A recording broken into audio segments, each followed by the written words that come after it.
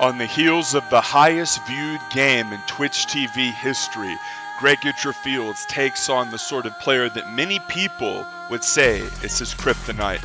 A cheesy, aggressive Protoss player from Korea. A guy who really understands how to get in your face, get obnoxious, and get grimy with it. And this isn't Combat X we're talking about. This is a Korean player who played nearly as insidiously, ruthlessly, without the banter. It's a guy named HongunPrime, who IdrA would refer to as, quote, pure cheese and abuse. And IdrA had this hilarious quote about the player Fruit Dealer and his aggressive tendencies in the early days of Starcraft 2, and how there's a back and forth element to aggressive Zerg. And he said, well, that's the other side of the coin with aggressive Zerg. Sometimes you look like a genius, and sometimes you lose to HongunPrime. So he was referring to a GSL game where the great Fruit Dealer went Baneling all in against HongunPrime on Lost Temple, and HongunPrime scouted it and made like a massive backup building wall with sentries. Like, Fruit Dealer just kept trying to blow the door down, and obviously you couldn't just make a transportation dropper lord after Evo Chamber. You had to go all the way up to Lair and then get 200 ventral sacks. The Nidus was way worse. It was 200 and considered way more of a gimmick. It was just an absolutely awful, the Nidus. One thing that I think is interesting within the history of StarCraft 2 is we see HongunPrime with the probe here. IdrA immediately jumps on that probe. So when you're playing a guy like SKT Rain and you see him probe scout, you don't even move your drones. When you see a guy like Combat X or HongunPrime putting a probe in your base, you're thinking, okay, I'm going to build my spawning pool in the top right as opposed to the top left. Why is that? On Antigua Shipyard, why would you not want to build your spawning pool top left? The real viewers know, the old heads know, because you can do a low ground cannon rush right to the direct right of that neutral supply depot, and you can gas jack that gas and use the gas jack tactic to get high ground vision. And it's a very interesting thing to consider the gas jack used in conjunction with the cannon rush, because whenever we think gas jack Protoss, we think Brood War versus Terran. Of course, there's one gas per base in Brood War, and the matchup Terran versus Protoss in Brood War is all about the Terran player surging up to as quick a factory as possible as IdrA. Of course, gets last scout. The Overlord missed the initial scout, and then the drone missed top right. He really wants to know what Hongun is doing. This is an extremely aggressive, cheesy, abusive player. Whenever you play people like this, you scout, scout, scout. You consider getting a faster Overlord speed, which was hidden behind Lair Tech at this time. I cannot stress that enough. The Overlord is slower by default. The Queen is worse by default. Lower ground and anti-air range. And in general, it's so much harder to play Zerg. You had to have an Evo Chamber down to make a Spore Crawler. So if you're playing a guy like Hongun or Combat X and you deflect the first cheese, and then 3 minutes pass and you're droning, you're trying to scout around, you don't see anything, and then you think, oh shit, like I think DTs are about to come, as you see IdrA scouting around the map intelligently, looking all over for proxies. And then all of a sudden you hear that DT swipe and you're dead. Well, back in the day, this era, Wings of Liberty, this match occurred MLG Orlando 2011. This was right after the highest viewed game ever, where IdrA defeated Boxer, which I commentated and will link to that game on Duel's site. As IdrA continuing to scout around, it was a really common thing on this map, Antigua Shipyard, for Protoss players to hide pylons on the corners of the mains, just where we saw IdrA send that Ling, because they could warp in on the low ground, and essentially you were never going to be able to make it up there and kill that pylon, because you couldn't run all the way around to the main when they had 4-second warp in everywhere. Whenever Protoss did an aggressive push in this era, there was 4-second warp in everywhere. You could hide a pylon somewhere, and you did not need a gateway attached to it to have an incredibly quick warp in. So the huge part of the meta in this era, if you were Zerg, was playing find the pylon. That was an incredibly intricate part of the matchup, and it was a way bigger part of the other matchups too. It was a very big decision for Blizzard to say, okay, Warp Gate's too powerful, we're doubling the time it takes to warp in. A little bit of Zealot aggression here coming as Hongun chronoed out a Zealot, but because IdrA scouted the chrono boost on the gateway, he knew to make Lings running around, surrounding the Zealots. Beautiful defense here from the macro machine. Instant injects as IdrA swats away the first tawdry attack of the aggressive, abusive Korean player. +1 here for Hongun, halfway done. Warp gate almost done. 3 gates coming, and you know it will be very interesting to see if he adds more gates, because as it stands, it could be doing like a 4-gate sort of +1 Sentry expand, taking that 3rd base, which was seen as relatively easy to take here on Antigua Shipyard, although the 4th for Protoss and Terran was one of those things where, like, well, you should really take it in the middle. So for Terran, it was very good just to take the PF in the middle and rally everything out to mid-map and choke Zerg out.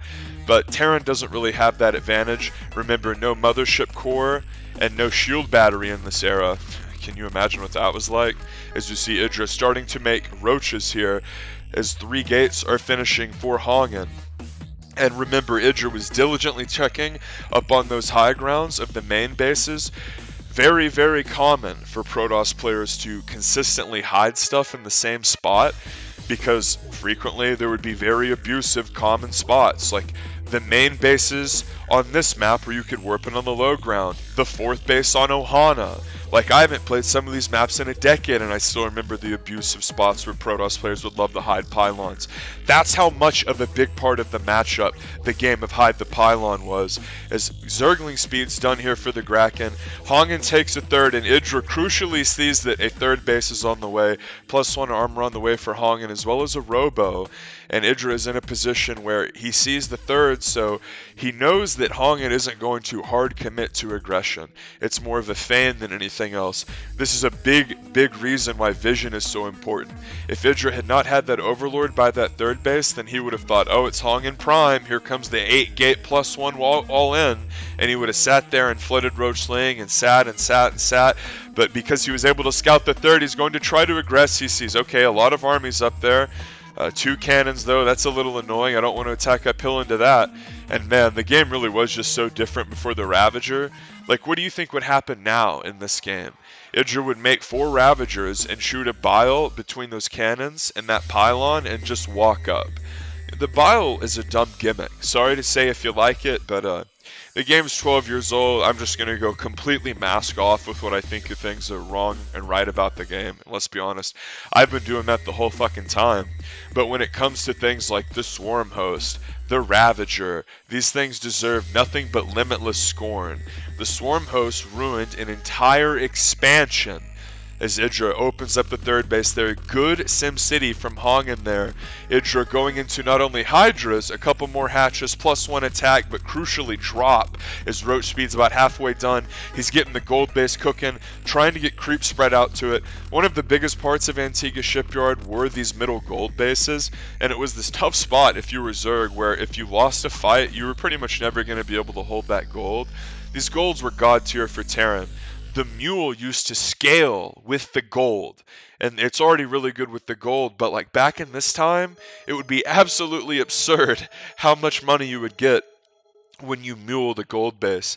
So central gold bases like this definitively favored Terran over Protoss and Zerg. Set up with a PF, you rally your stuff out there, you're gravy. Remember, in general, the maps are way more congested and close.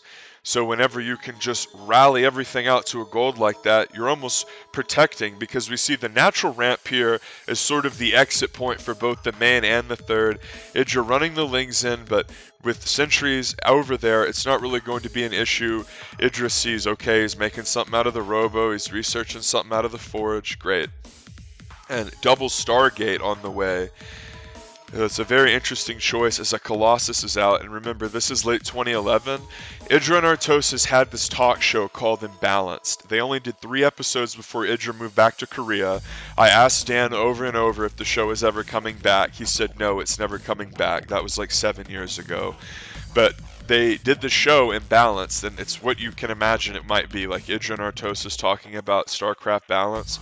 And the one episode where they truly decided something was imbalanced was Void Ray Colossus in the early days, the 2011 era of Starcraft 2.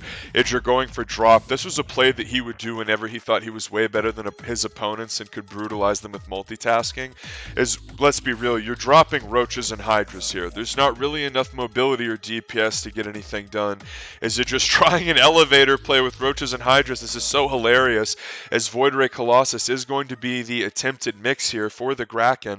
But again, it's Roach Hydra, and it's very hard to elevator stuff in and out, and you run into this situation where, like, if they have Blink or Storm, anytime you try to retreat or anytime you try to entry frag a base, it's not really going to be easy, and once you reveal your drop, it becomes way easier to defend. This isn't like Terran drop, where it's like, okay, he has Medivacs, and now I just have to respect drop all game. No, it's freaking Roaches and Hydras, just overlords that barely move. So it's like, okay, he's gonna run everything in the main, and then it's IdrA, so he might, like, run stuff over somewhere else, like a few roaches here, a few roaches there.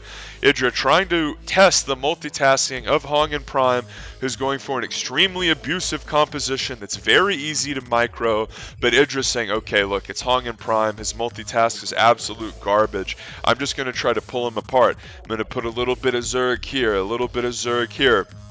And IdrA hammers away at the natural, kills a plethora of workers. See, okay, still double Stargate, running Roachling in over there, and let me guess, he's going to knife in the main whenever Hongun brings his army over to the third.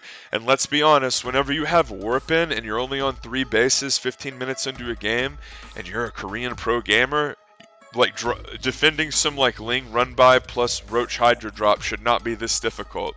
Like Hongun, very clearly a guy who IdrA was right about in terms of, even though he would make the GSL and cheese players that were better than him to achieve victory in many cases, he wasn't actually that good. And I know that sounds weird to say about a Korean who was in GSL, but HongunPrime was not any good. And the same is true of MVP Tails, who is basically an identical player, who IdrA would say nearly identical things about. As Creep is about to mid-map here, IdrA has the gold saturated, and he'll start to make Corruptors. Mothership hilariously on the way, along with another Stargate. And one weird thing with Zerg, especially against the Void Ray specifically, is like the Corruptor is supposed to be good against air. It's called the anti-air unit when you moused over it and you were in Gold League and you had no idea how to beat Protoss air. Oh, anti-air, okay, I'll make this, because God knows Hydras weren't the answer. But you make the Corruptor and it fucking dies to everything. And I'm not just talking about ground units. The Void Ray counters it. It's not even really good against the carrier. God forbid they have Storm. The Corruptor is the worst unit in the game. And of course, at a very low level, one thing that many players would be plagued with dealing with was Void Ray spam. And I know a lot of you guys were newbies like me back in Wings of Liberty, and you would play against like low-level players who did stuff like this. Like, okay, I'm gonna try to turtle and then get some splash, and then really what they want to do is make Void Ray and Mothership.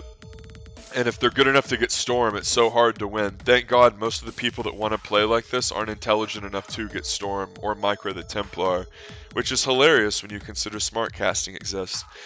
So to hit my punchline about the Corruptor, welly and truly, the Corruptor is countered by the Void Ray. And like you would think it would be the opposite, but this has actually been true for the entirety of the game.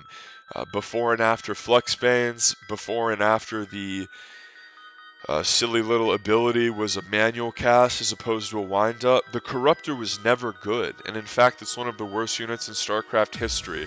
The only thing the Corruptor really did quote-unquote well was killing Colossi, because it did bonus damage to Massive, but the truth is that the weird way that you had to proportion your army to deal with the Colossi ground mix, it was like, oh, I made 10 Corruptors, and can I even really kill the Colossus? Okay, oh, now my ground army's dead. They're just trying to fight here, running into the Zerg problem. Has 4 Overseers, a lot of high money units here for HongunPrime. IdrA gets Vortex there. I forgot that ability existed, as it sucks the units in and will spit them back out in 4 seconds. No Archons though, so there's not going to be an Archon toilet. IdrA still with some Corruptors out, and absolute devastation here. more macro occurring, as there's really not enough here for HongunPrime, as he did not have a 4th base established. IdrA was mining on 5 bases for a long time. He's getting a 6th up, and his macro was incredible. Remember, Hongun took an incredible amount of damage in the mid game. He was not maxed. He was not in a position where he had a God Army. Okay, yeah, he had Corruptor, Void Ray, Carrier, but he didn't have Storm. Like, he doesn't have a Prism out on the map. Even though he's an intelligent Korean, and I'm sure IdrA would sneer at me calling him intelligent, but I mean, he was in Grandmaster, as IdrA surges in here, tries to kill the Colossus, target fires down the carriers. You, of course, do not want your Corruptor shooting at interceptors. That's why you shift A move on the carriers. Roaches and Hydras hammering the ground army, and this is really what you have to do whenever you're playing the Zerg style. This was a style IdrA was famous for, this Roach Hydra Corruptor, sort of the methodical, plow, steelhead, honorable way to play. IdrA was not about to make a bunch of 1-1 Zerglings and spam infestors and try to make 50 spines and go into Broodlord Turtle every game. Not only did he think that was sort of pedantic and dishonorable, but not worth his time to boot. Furthermore, that style didn't become popular until about July of 2012. And of course, these matches occurred in late 2011. And IdrA, of course, is able to deduce that a base is down here after rotting out the main and the player not leaving. Hilariously, a mothership is on the way.